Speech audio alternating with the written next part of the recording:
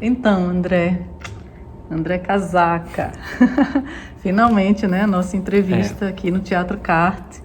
E aí a gente vai falar dos aspectos pedagógicos ligados ao seu workshop Identidade Cômica do Corpo, mais a esse do que ao seu outro trabalho com as crianças, e os aspectos criativos dos espetáculos. Então, eu tenho aqui a primeira pergunta para a criação do seu próprio método. Há inspiração em alguma pedagogia em especial? Por exemplo, alguns exercícios muito fortes aqui, a dança dos ventos eu já conhecia, né? Que Sim. o Lume trabalhou também, trabalha. Mas você usa a cadeira, o picadeiro, a troca de personagens, o maestro com a buzina. Há alguma influência de alguma pedagogia para a criação do seu método? Então, na verdade, o meu trabalho tem alguns grupos, né, e maestros que foram importantes no meu percurso. Um deles é o Lume, claramente. O outro é Yves Le Breton, com quem eu estudei mais tempo. E também uma parte do meu trabalho eu conheci através do trabalho do Pierre Bilan. Mas, assim, na verdade, os exercícios, né, que eu realizo nos cursos são exercícios que eu fui criando ao longo do tempo. É claro que, tratando-se de palhaço, tem claramente muitas coisas que acabam sendo parecidas, né, ou tendo a mesma fonte. Mas o resultado do que é hoje, né, esse trabalho que eu realizo a nível pedagógico, ele foi estruturado ao longo de muito tempo, onde eu fui experimentando alguns exercícios, criando, transformando coisas que eu criava, de forma a conseguir cada vez mais me aproximar da identidade de cada participante. Percebe-se também um jogo entre você e os alunos, né? Há ali o palhaço Sim. jogando em muitos exercícios, o que torna para eles uma abertura, né, de relaxamento. E com relação a isso e aos aplausos, eu vejo pouco aplausos nos workshops por aí. Sim. Já no seu, o aplauso é bastante usado antes do picadeiro. Em alguns exercícios, sim. Porque ele ajuda na entrada, né, do palhaço, ajuda a reforçar a convicção dele em cena. E quanto mais glamour você tem, mais fracasso segue junto. Então, por isso. Boa estratégia, sim. Mas realmente dá Sim. É bom entrar com aplausos, né? André, no trabalho pedagógico aqui se percebe muito a verdade, né? O encontro consigo mesmo, a verdade na construção da presença. É uma presença, né? Que você busca para os alunos, que eles conheçam a sua presença, a sua verdade. Mas eu percebi que há dois aspectos muito fortes no workshop, que é o falimento, que é a fragilidade, o fracasso, e o trabalho com objeto. Então há muita ênfase nessas duas questões. Você pode falar um pouquinho sobre isso? Sim. O falimento, né, a falência, não sei se é a mesma coisa. Fracasso. Para mim é fundamental porque eu acredito muito que a comicidade ela é irmã gêmea do drama, né? Então eu levo os participantes a entrar em contato com o próprio fracasso e de forma a manter durante todo o tempo o contato dele próprio com o próprio drama, né? Porque a vida do palhaço é dramática, né?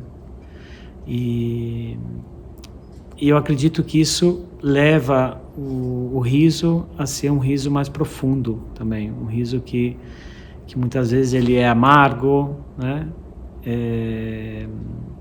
Às vezes sai uma risada muito grande, às vezes é só um sorriso, mas eu acredito que o drama ele deu uma base fundamental para dar uma estrutura sólida para a comicidade. Certo. Por isso. Bom, porque geralmente o que a gente, eu pela minha experiência tenho feito workshops, né, e visto muitos formadores aí no clowning, se trabalha muito com a questão do ridículo, que o ridículo é que gera comicidade, que o ridículo, a partir da pedagogia de Lecoq, que trabalhava também a fragilidade, mas quando você vem com o drama, muda tudo, né, uma questão Sim. realmente é mais forte. Sim, sim, porque eu acho que no palhaço eu não busco o ridículo, porque o ridículo ele é uma consequência para mim de quase sempre de ações perfeitas que quebram, né? Que não são mais perfeitas, que não são mais belas. Então eu acho que ele é intrínseco, que ele aparece. Eu acredito muito que trabalhar a beleza, por exemplo, que é um elemento quase oposto ao palhaço, faz com que a presença do palhaço ela seja estúpida, né? Mas também bela, né? Assim, eu acredito nessa estupidez que é perto da beleza. Por isso que tem uma atenção grande na escolha das roupas também, na coerência, né? Já era a próxima pergunta. Então. Aqui, olha, observei que os figurinos são sugeridos de acordo com uma coerência. Fale sobre isso, essa repetição dos figurinos, essa busca pelo cuidado que você tem, né? Mas é porque eu acho que a gente intimamente, todo mundo quer se vestir bem, né? Então, cada um tem a própria estética, mas o que une as várias estéticas é a coerência. Então, na escolha da roupa, assim, todo trabalho ele tem uma relação grande com a identificação, né? Então, a identificação tua com o espaço, com o parceiro em cena, com a roupa, com o objeto. E na roupa ainda mais, porque ela, para mim, ela tem que representar o que eu gosto de colocar. Claro que tem sempre alguma coisa na roupa que denuncia essa escolha de prazer, estética, né? Mas eu acho importante que na escolha da roupa não tenha uma intencionalidade. Porque quando você põe uma roupa e escolhe de inserir vários elementos coloridos, por exemplo, que não estão bem juntos, né? Ou misturar tecidos, é uma intenção tua em ser ridículo. E essa intenção acho que o público colhe, né? Prefiro trabalhar de uma forma onde o palhaço ele possa não ser confundido com alguém na rua, né? Mas que ele possa ter uma verossimilhança. Ter um aspecto de verdade, onde você descobre que no final aquela roupa que é coerente, porque cai bem, etc., chega num ponto, através do movimento, da postura, que ela revela a estupidez do palhaço, né? E eu gosto disso porque cria um contraste com o que você pode fazer em cena, né? Porque se você já, na roupa, denuncia tudo que você pode fazer, então se você tem uma roupa troppo sgargiante, não sei como chama, muito italiano é pariscente, que é muito vistosa, vistosa, né? Sim. Ela já está falando que a tua gama de possibilidade de ações, ela é gigantesca, ok. E eu gosto mais de extrapolar, né, de ter uma roupa que ela é um pouco menos, mas que você possa surpreender o público, porque o público não acredita que alguém vestido naquele modo possa fazer uma coisa que contraste o modo de vestir. Então, por isso. E observei também que há um investimento grande no canto, na dança, nos workshops, né? Sim, é porque para mim a presença do ator, mas claro também do palhaço, para mim ela é musical, né? Então, enquanto ele tá em cena, ele tá exeguindo, como eu falei, ele tá praticando uma partitura, né? Em cena. E eu gosto disso porque a música ela ajuda a gente no ritmo, né? O canto ele é uma expressão de liberdade, né? Que é uma outra coisa que eu gosto de trabalhar nos workshops, que todos os exercícios eles levam sempre para fora. Não tem nenhum exercício que traga constrangimento. O constrangimento ele é sempre na brincadeira.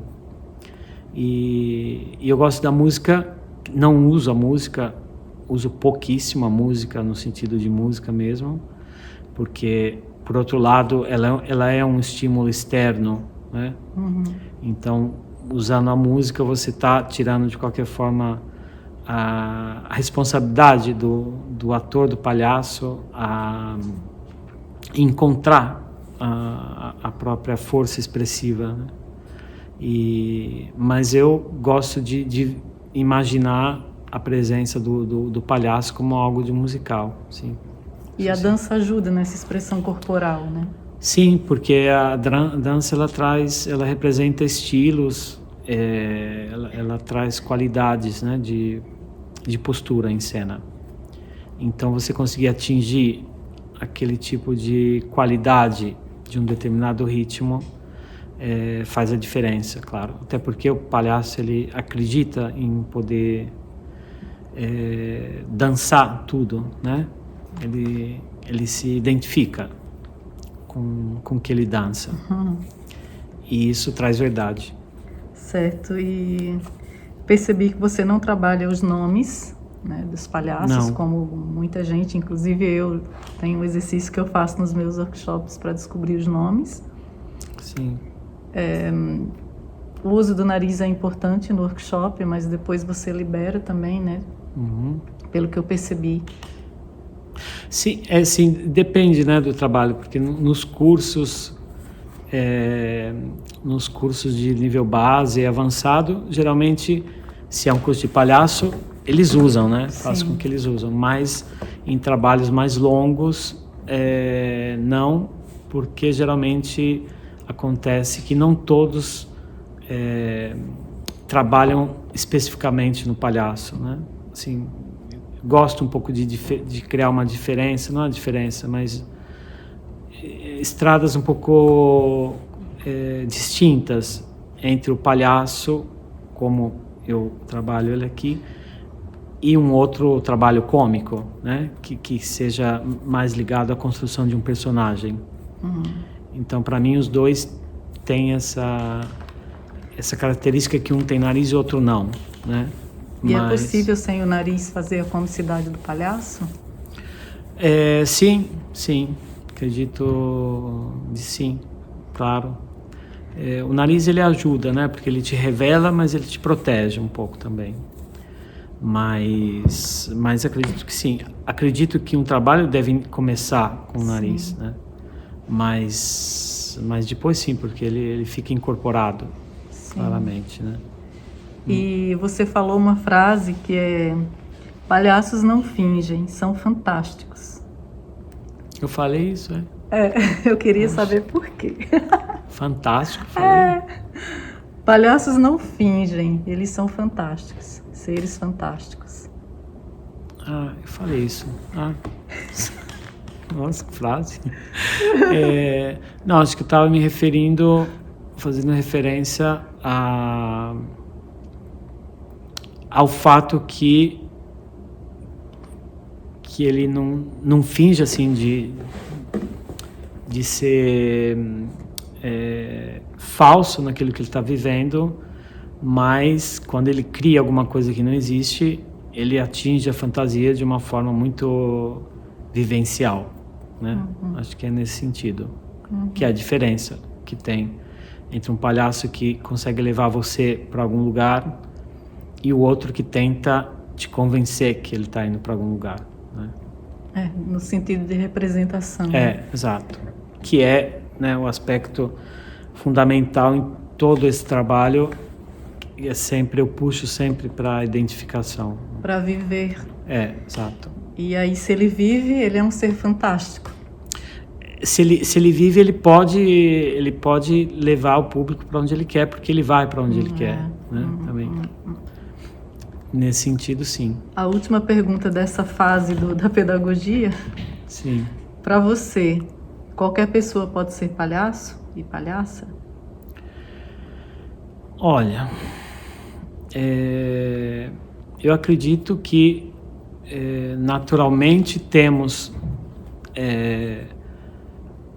essa possibilidade, mas justo porque somos razão e emoção, né? Então, eu acredito que todos podem tocar esse aspecto, como fala,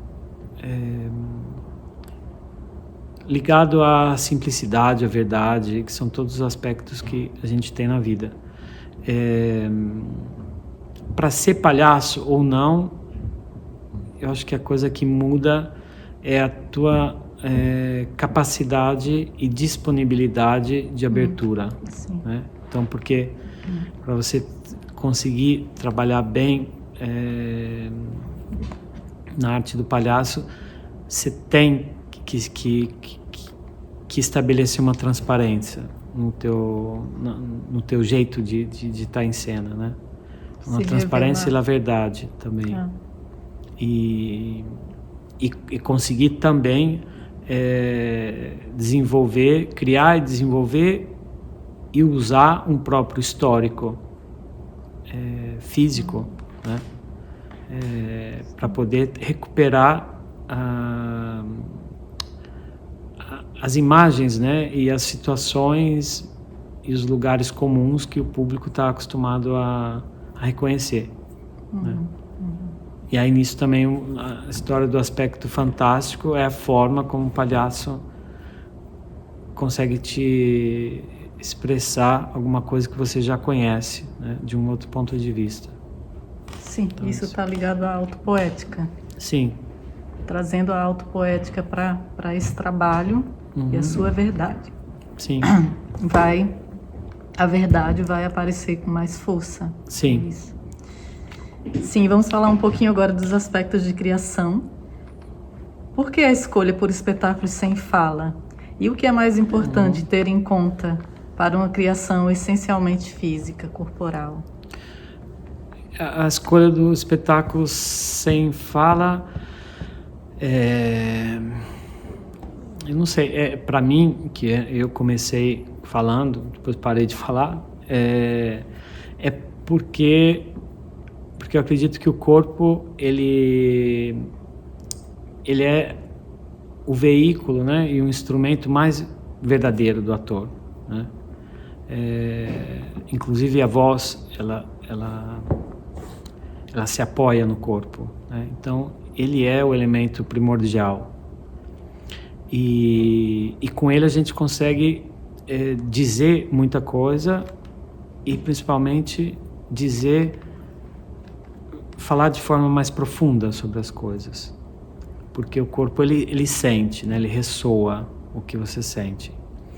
E no palhaço isso é muito latente, né? Porque a presença dele inicialmente é uma presença física, não é uma presença vocal, né? Ele entra, estabelece a própria presença e depois fala. E nesse estabelecer a presença é o corpo dele que está vibrando. E eu não sou contra usar a voz. Inclusive, tenho 2 espetáculos que eu dirigi de espetáculos com texto, sempre com a ideia que seja o corpo a suportar esse texto.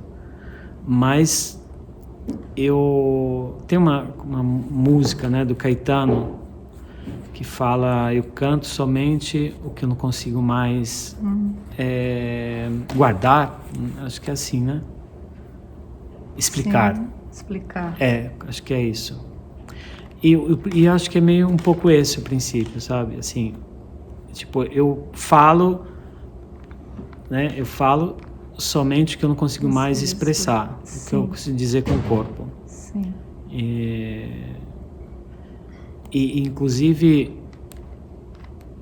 tem uma coisa até que está escrito, né, nos textos aí que eu escrevi sobre o trabalho com criança, que foi uma vez uma criança de 5 anos, que depois de ter feito um trabalho comigo, uma classe, né, sobre palhaço, e eu perguntei para eles o que eles tinham achado, e uma dessas crianças falou: eu entendi que o naso rosso, que o nariz vermelho, conserva as palavras. E essa frase dele é fantástica, né? Porque com isso para mim, ele não está dizendo que as palavras elas não são importantes, mas elas são muito importantes, né? E que a gente atinge elas quando tem necessidade, porque com as crianças eu estabeleço que quando eles estão com o nariz eles não falam com a boca. E então foi uma coisa até por interesse, né, mais casual também. E também, de qualquer forma, quando eu faço uma hora de espetáculo e não falo nada naquela hora e consigo me conectar com o público, né, de uma forma mais epidérmica, a sensação que eu tenho no final ela é muito forte, porque eu passei o tempo me comunicando sem falar, né? Sim. Então, através da pele, do olhar, do corpo, da energia. Exato. Sim, e junto com essa não fala, eu observo nos espetáculos uma estética, né, muito bela, quase cinematográfica, nos seus espetáculos também. E aí tem uma pergunta aqui que é: o que torna um espetáculo teatral clownesco? Torna um espetáculo teatral clownesco.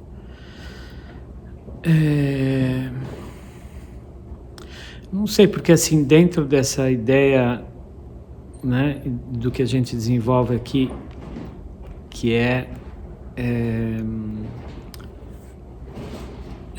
teatro e comicidade. Sim, e aproximar tudo que a gente faz, a identificação do ator com aquilo que faz, tudo que é construído, onde tem objetos ou não, a roupa, a gestualidade, tudo isso, ele passa a ser uma extensão, né, do ator. E então, nisso, eu acredito que essa contaminação que eu acho que a gente acaba tendo nos espetáculos,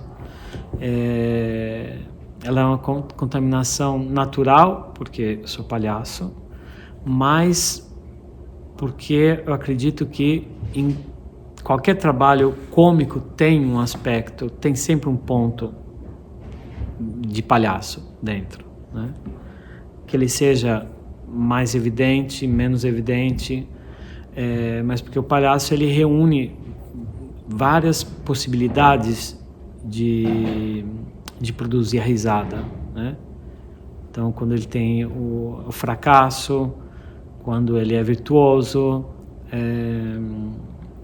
quando ele cria surpresa, e nos nossos espetáculos, até onde a gente não usa nariz, a gente acaba, não que busca, mas acaba encontrando esses elementos, né? Eu acho que é isso, não sei se eu respondi. E há uma diferença entre a comicidade teatral e a comicidade clownesca?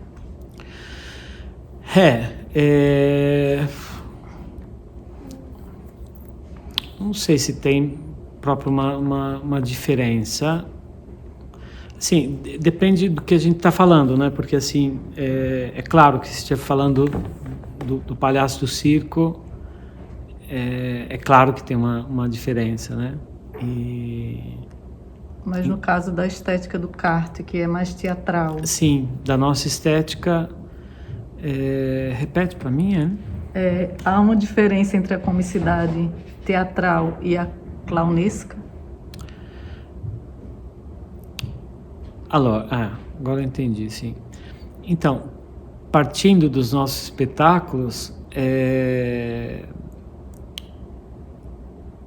tem para mim, porque pegando 2 espetáculos que eu tenho, que um é Tranquilli, que é um solo, onde eu não uso o nariz, que é um espetáculo cômico, ele é diferente para mim do trabalho de palhaço que eu faço, por exemplo, em Casa de Tábua, que é um espetáculo onde eu tenho nariz. Por quê? Porque em Tranquilli é um personagem, para mim, que foi estruturado.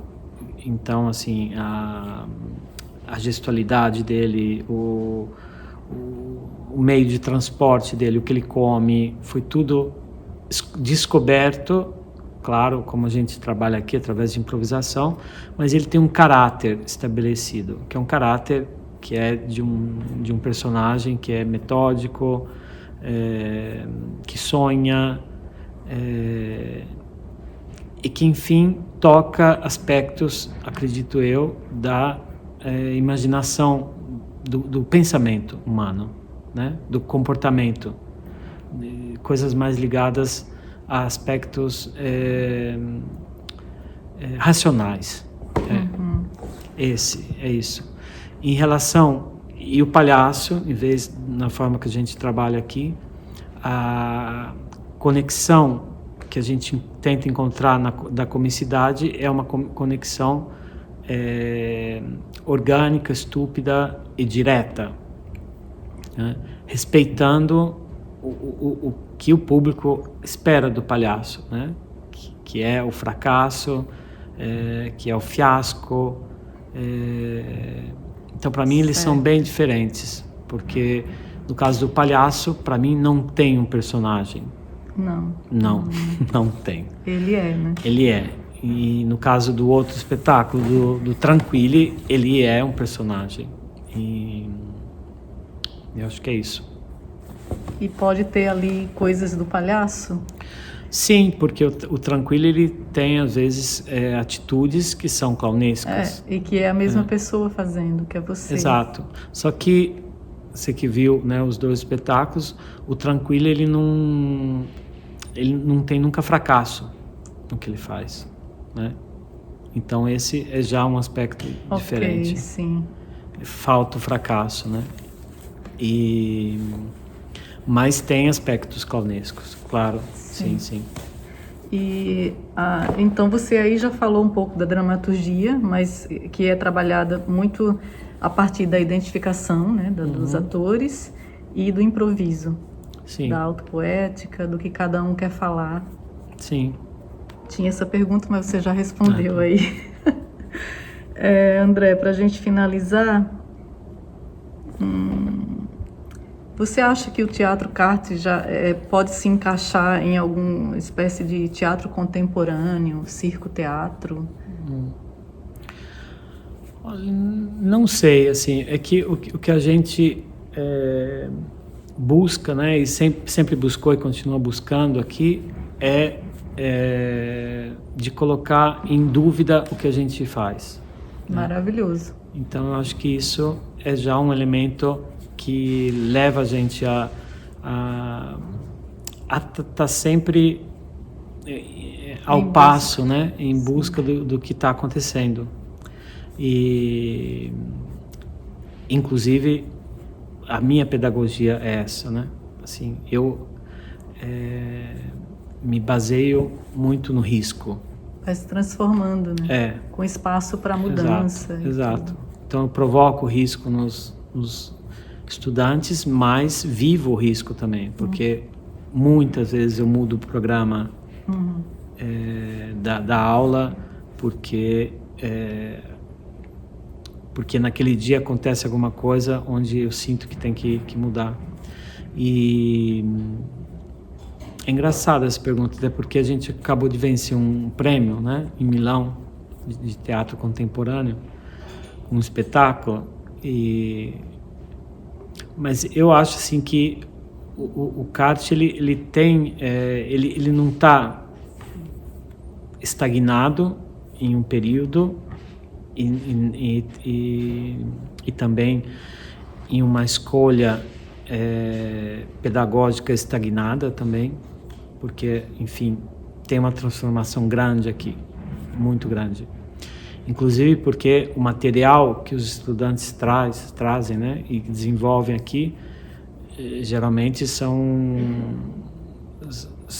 frutos de outras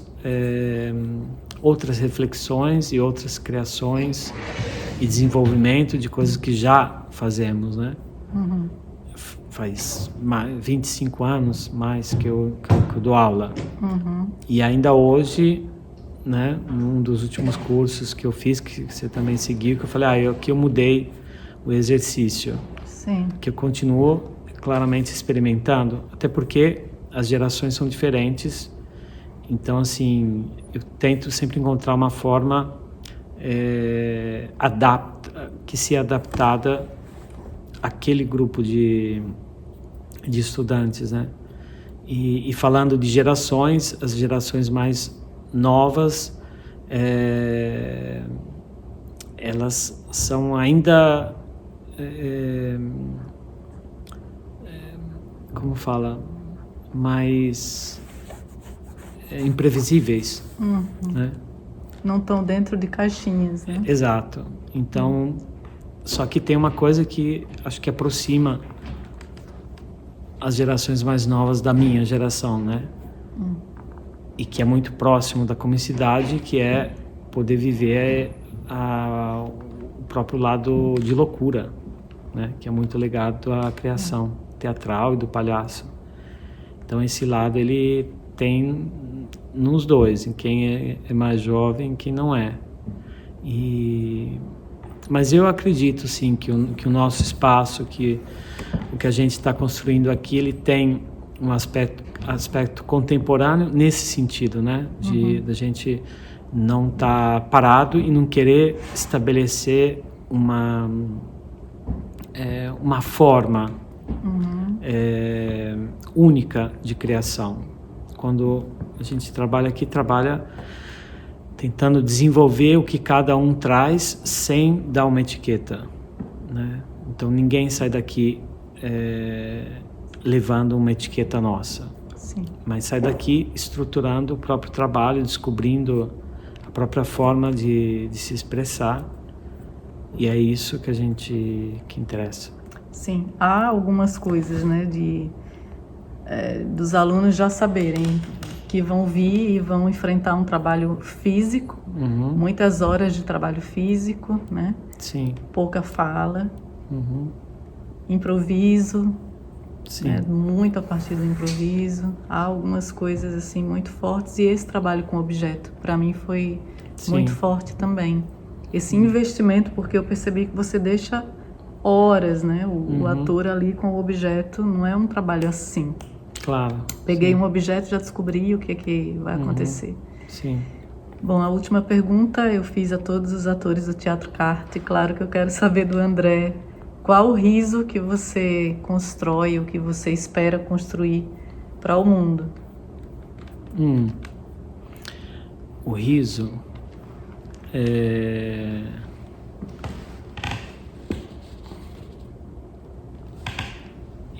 eu acho que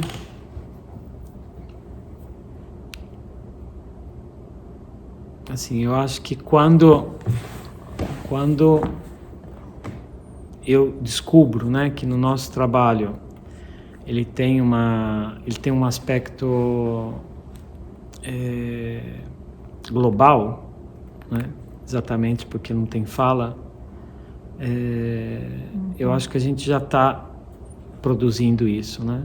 Inclusive porque é muito interessante isso até, porque o nosso corpo, ele produz sorriso, riso através de códigos, né? Que a sociedade reconhece. E quando a gente viaja em outros países, em outros continentes, onde aqueles códigos não são reconhecidos, é muito engraçado ver as pessoas rindo de outras coisas que nessa sociedade nossa aqui o povo não ri, né? E isso é interessante. E o que eu espero é de não perder essa necessidade de estar arriscando, né? Porque eu acho que quando a gente arrisca, a gente deixa sempre uma porta aberta, e essa porta é uma porta ligada ao futuro, ao presente, mas também ao que pode vir, né? E é o que faz, eu acredito, a gente manter o contato com o presente, né? Que é a característica fundamental do palhaço também. Então acho que é isso, de não perder a necessidade de arriscar, porque eu acho que se eu perder isso, aí eu acho que tem alguma coisa que não vai funcionar mais e parar de dar aula. E de fazer espetáculo. De fazer espetáculo. Mas às vezes não vai acontecer, eu acho. Não, né? acho que não. Não. Também acho que não, André. Não vai não. Então é isso. É isso, muito obrigada.